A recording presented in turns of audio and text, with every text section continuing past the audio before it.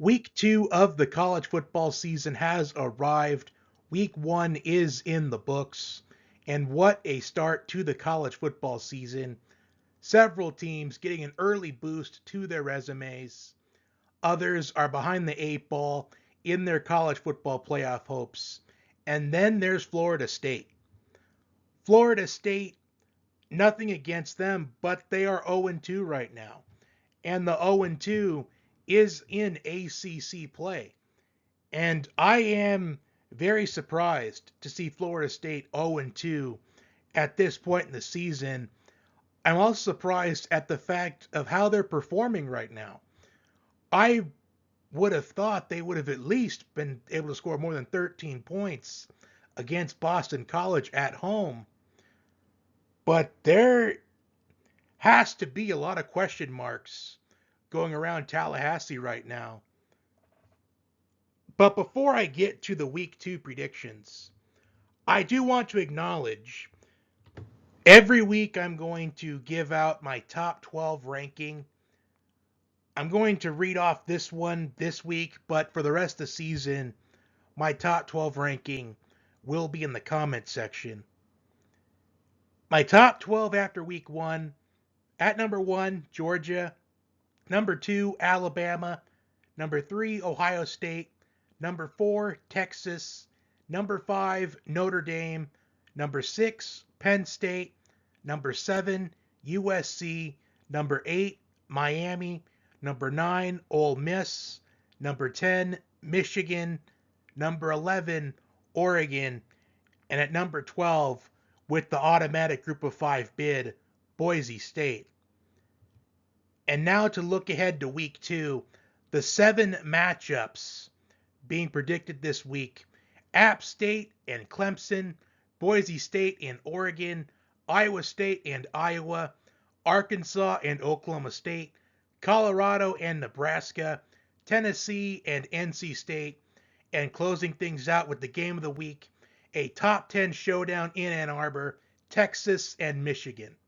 Without further ado, let's get to the week 2 college football predictions.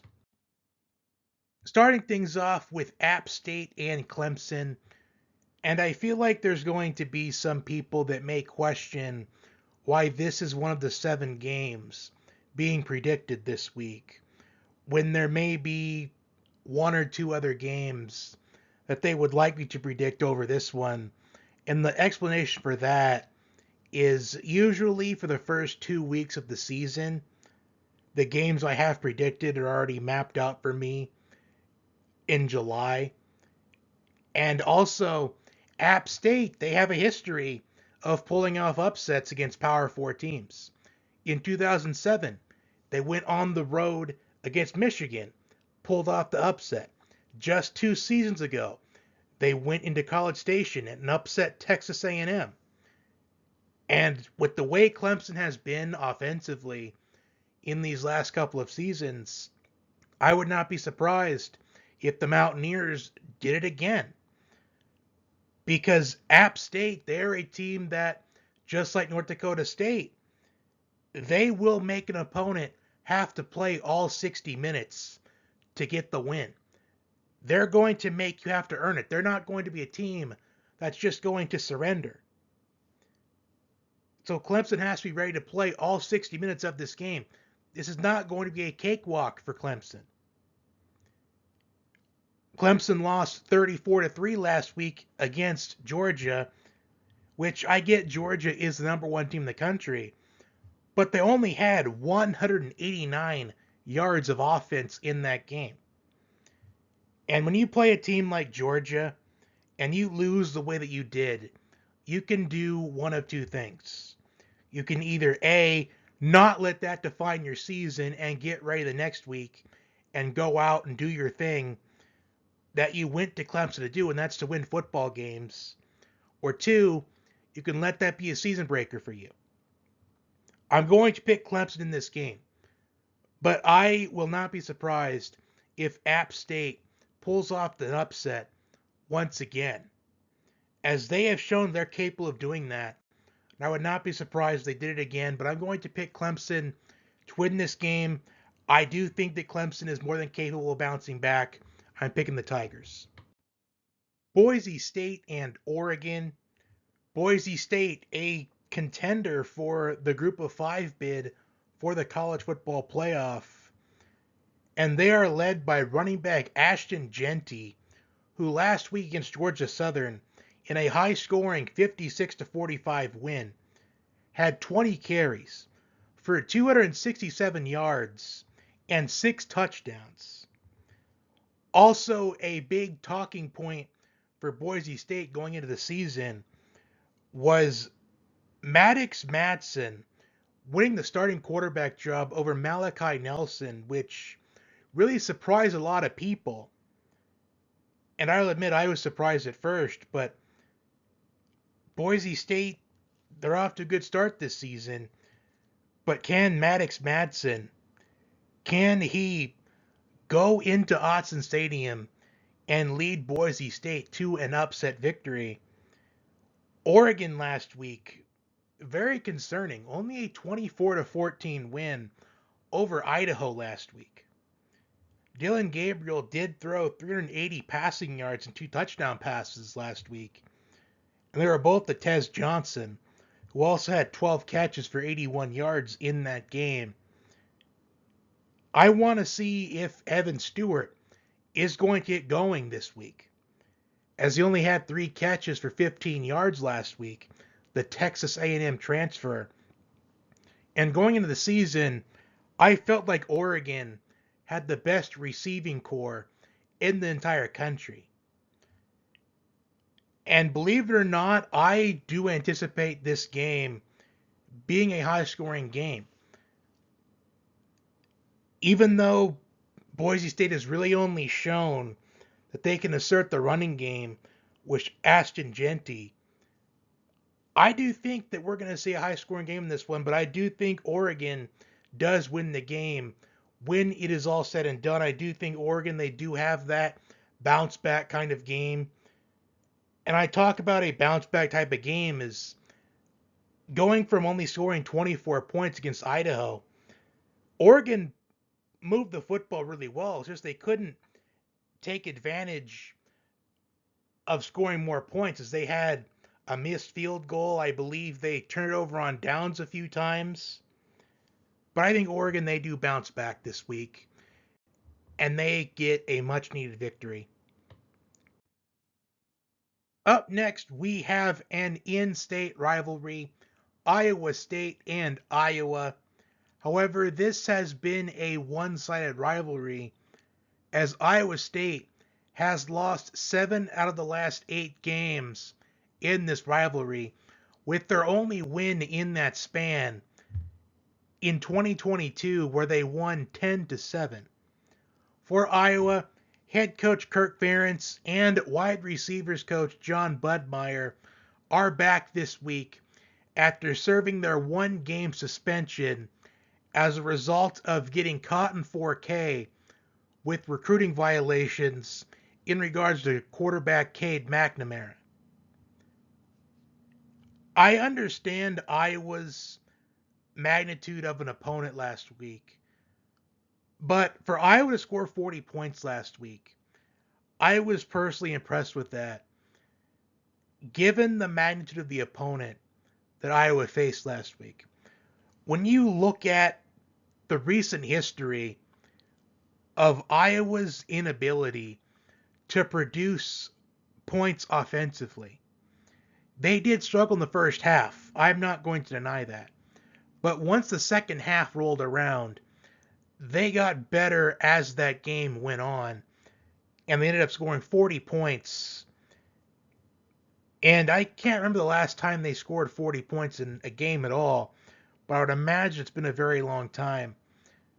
But for this game in particular, I do anticipate a low-scoring game, as it usually is when these two teams face off against each other. In a low-scoring game, I am going to pick Iowa to continue to dominate this rivalry, as they have won 7 out of the last 8. And it's really surprising to see what has happened to Iowa State in recent years is just 3 or 4 seasons ago, they were in the New Year's Six. And I really thought that head coach Matt Campbell was going to be a top priority for a lot of teams that had coach openings. But that has not been the case. And in a low scoring game, I am picking the Hawkeyes to continue their dominance in this rivalry. Arkansas and Oklahoma State, and both of these teams, they have a plethora of returning starters from 2023. For Arkansas, 17 returning starters, 9 on the offense and 8 on the defense. And for Oklahoma State, 19 returning starters, 10 on the offense and 9 on the defense. Arkansas, they did play on Thursday night last week, so they do have a couple more days rest on Oklahoma State for this matchup. They did score 70 points. They did win by a score of 70-0.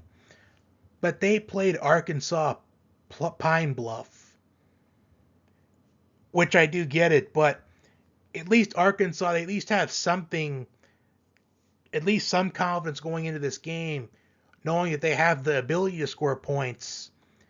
As Sam Pittman entered the season as one of those head coaches that could be on his way out if Arkansas doesn't have a good season this year. But they do have Bobby Petrino as the offensive coordinator. And I'll tell you, Arkansas, they may not win this weekend. They could, but they also may not. But I just feel like you have to give at least maybe 1 or 2 more seasons for Sam Pittman, especially with Bobby Petrino now coming in as the offensive coordinator. But with the way I see this game going, I do favor Oklahoma State in this game. Even though I usually, more often than not, would pick the SEC team over the Big 12 team. Oklahoma State last season, they were 7-0 when Ollie Gordon had at least 25 carries. And in this game, I'm projecting that Ollie Gordon has somewhere between 27 and 32, 33 carries in this matchup. I do anticipate that he will be involved in this game early and often. And I do think that translates to Oklahoma State winning this game. As for many people like myself, I definitely could see Oklahoma State not only making the college football playoff potentially as an at-large bid, but I think Oklahoma State, they can win the Big 12 championship this season. I do feel like their biggest competition for the Big 12, Utah and Kansas State, at least at this point. But I do think Oklahoma State, they do win this matchup. Colorado and Nebraska. And there are some people that may argue that this is the second biggest game of the week behind Texas and Michigan. And believe it or not, I may actually agree with them. As all eyes are going to be on this game, maybe even more than Tennessee and NC State, and that's a top 25 matchup, which we'll get to in a second. Colorado had a 31-26 win over North Dakota State last week, which I did say that if Colorado was going to win that game, they would have to play all 60 minutes of that game because North Dakota State was not going to be a team that they were just going to surrender. Shedeur Sanders had 445 passing yards, 4 touchdown passes, and 1 interception that game. Travis Hunter had 7 catches, 132 yards, and 3 touchdowns. Jimmy Horn had 7 catches, 198 yards, and a touchdown. But here is the difference maker for me in this game. I am aware at this point that Nebraska has lost 3 in a row to Colorado. But here is the difference for me in this game. It's not necessarily going to be Dylan Raiola, as he did make his college football debut last week against UTEP, and he went 19 for 27, 238 yards, and 2 touchdown passes. I anticipate Dylan Raiola has a good game once again this week. But I just think the big difference maker in this game, Colorado only had 59 rushing yards last week against North Dakota State. And there was talks about how much Colorado's offensive line has improved, but the offensive line couldn't create any running lanes last week. And on defense, Colorado allowed 157 rushing yards. Nebraska had 223 rushing yards against UTEP last week. And I believe they ran the ball 46 times in that matchup. I'm curious to see how many times Nebraska runs the football in this game. It would be in Nebraska's best interest to run the ball early and often, given that has been Colorado's weak point, not only so far this season after their first game, but it has been in the entire Deion Sanders era so far. But you don't just get the number one quarterback coming out of high school to just run the football constantly. Dylan Raiola, he should have a field day against Colorado's defense. I'm picking Nebraska to win this game, but I will say this. Based off of what I saw between these two teams last week, there is no way Nebraska should win this game by anything less than 14 points. Tennessee and NC State, the only other ranked matchup this week besides Texas and Michigan, which I will get to in a moment. But first, Tennessee is coming off of a 69-3 win over Chattanooga last week, while North Carolina State, they are coming off of a win against West Carolina from Thursday night last week, where they struggled most of the game.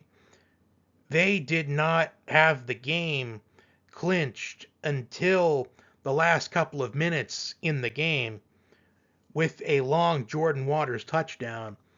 As Jordan Waters, he had 123 yards on 20 carries and 2 touchdowns in that game.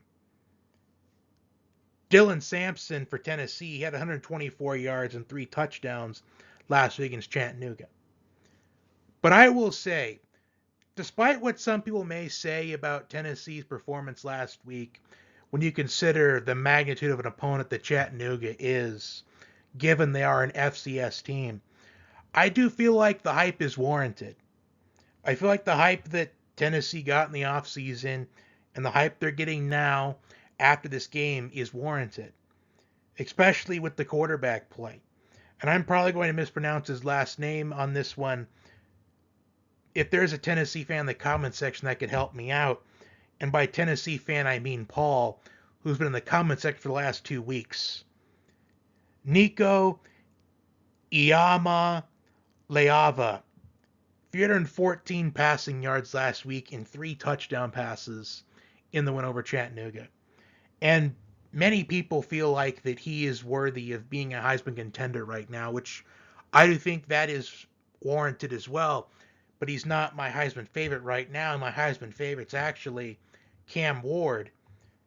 But that is another topic for another moment. Grayson McCall for NC State last week. Coastal Carolina transfer. He had 318 passing yards and 3 touchdown passes. They all went to Kevin Concepcion. He did throw an interception in last week's game. Now, Grayson McCall may be the more experienced quarterback in this matchup, given that he is, I want to say he's a 6th-year senior maybe, is what I think is the case, because I do think he played a couple games in 2019, but he took advantage of that new redshirt rule they had at the time. And then in 2020, you have the you-know-what year. So he is the more experienced quarterback in this matchup. And Grayson McCall, he has been in some big time games in his college career, but I don't think it's really been anything like this. Going up against an SEC team in Tennessee, I would say Tennessee is a playoff contender at this point. Maybe not necessarily the favorite to win the SEC championship when you add how stacked the SEC conference is, but I do think Tennessee does win this game, despite Nico Iamaleava being inexperienced compared to Grace McCall. I do think we have a potential of seeing a high-scoring game, and I'll be surprised if it's not whatever the over is in that game. I'd be surprised if it ended up in the under, but I do think the Vols win this one. Closing out the Week 2 college football predictions, we have the game of the week, a top 10 showdown in Ann Arbor, Texas, Michigan. For the Longhorns, they return 15 starters from 2023, 7 on offense and 8 on defense. They also did acquire Isaiah Bond in the transfer portal from Alabama. Isaiah Bond, most known for his 4th and goal touchdown reception in last year's Iron Bowl on 4th and goal from the 31-yard line. While Michigan, they only returned 7 starters from last season's national championship team, 2 on offense and 5 on defense.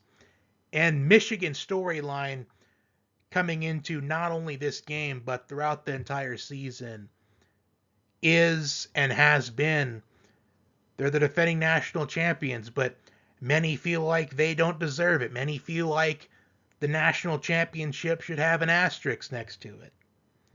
They went 15-0, but people feel like they should put an asterisk next to it because of the investigation that's going on with Michigan. They think they should take their championship away. Connor Stallions taking all those signs, which, by the way, the documentary, it came out this week, and it's a very good documentary. I do recommend it. And a new head coach in Sharon Moore. We saw Sharon Moore do really well as the interim coach for Michigan last season when Jim Harbaugh was serving his suspension. And they may only have 7 returning starters, but there are some players this season that didn't start last season, like Donovan Edwards, who he was involved in the offense a lot last season, and he had a big performance in the national title game last season. And Donovan Edwards, he was behind Blake Corum. And Donovan Edwards, he could have been a starting running back on just about any other team in the country, but he was behind Blake Corum. And I was surprised to see last week that Davis Warren was named the starting quarterback, as I really thought that it was going to be Alex Orjai. I thought it looked like he was the starting quarterback, but it is Davis Warren. And Davis Warren, he has a very inspiring story about perseverance, about never giving up on those dreams of starting in college football, as he did not have any offers coming out of high school, as he walked on at Michigan, and now he's a starting quarterback for the Wolverines, looking to lead Michigan to defending their national title. And this is going to be a noon Eastern kickoff. And I will say this, I do think this is going to be one of the best games of the season when this season is all said and done.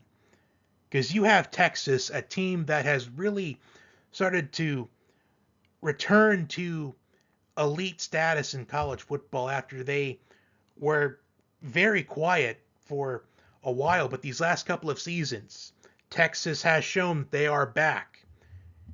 And now they're in the SEC. They're in the big time now. They're not in the Big 12 anymore. And we saw last season Texas go on the road as a touchdown underdog in Tuscaloosa and leave Tuscaloosa with a 10-point victory in what was the biggest win of the season. And now they go on the road to the Big House as a touchdown favorite. But if this was a primetime game, I would pick Michigan to win outright. I really would. But since this is a noon Eastern kickoff game, I still think that Michigan, they do cover that touchdown in this game. But I do think by 3 points, I do think Texas gets the win. I do think this is going to be a game that goes wire to wire. But at the end of the day, I think Texas picks up the 3-point victory over Michigan. And that will do it for my week 2 college football predictions. Comment your predictions down below. Like, share, comment, and subscribe. Also, if there is a game that I did not predict this week that you would like my opinion on, please leave it in the comment section down below and I will give you a response. Until next time, have a good one. My NFL Week 1 predictions video will also be up today, so it is a Johnny Sports Network doubleheader today. Enjoy the games this weekend. If you don't tune in for the NFL predictions video, see you back next week.